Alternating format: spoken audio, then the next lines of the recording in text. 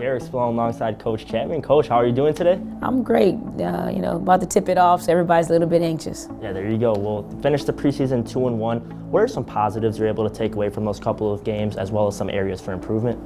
Well, I think one that is key for this team, we have so many new faces, so it was nice to see a step in the right direction in terms of chemistry, and players who have only played with each other for a couple of weeks in training camp really start to find themselves. I think the second thing for me was that you think about starting the season without a Sylvia Fowles, but the fact that we rebounded the basketball, especially the last time out really well, plus 16 on the boards. You look for the grunt work, the dirty work. You want to make sure you establish that early, so that was a positive for me as well. Well, there was a couple of games struggled rebounding, it seemed, until the last game with the 46 rebounds. But with the rebounding overall, how did you feel the team was able to just pull that together? Do miracles happen overnight?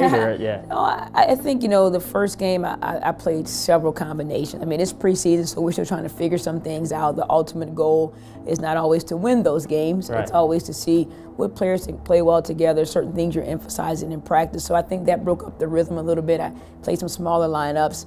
The second game against Minnesota, I stayed more true to a traditional lineup. And then the last time out against Washington, we had a nice rotation of players in there. So I think some of that experience with players, and then just emphasizing it. I mean, they understand. I will start with Elena Deladon. Right. When you think of Elena, everyone talks about the offensive prowess, and we really want her to be a better rebounder. And she got 10, so that was a good start. Well, how did it feel to be one of two coaches to participate in the first ever WNBA preseason game, or WNBA game period, in Delaware? It was great. If I talked about it so much, you would think I was exaggerating.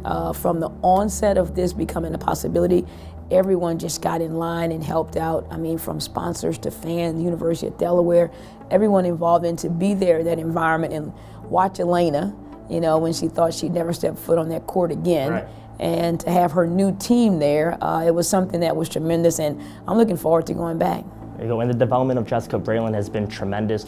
Has her role kind of increased, especially going into playing her former team tomorrow in the Indiana Fever?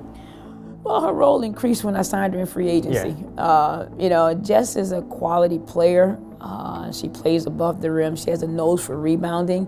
I think what she had to get comfortable with was, I need you to score the basketball. She was on a different team with a different role, limited minutes. And I think after about 7 or 8 days, she realized the opportunities that present itself playing alongside bigs, and also Elaine and with Courtney Vandersloot. So I think it's just the comfort level of her doing what she's capable of doing. And my final question for you, Coach, in order for the Chicago Sky to defeat the Indiana Fever, what do they need to do specifically? Well, I'll always start on the defensive end of the floor.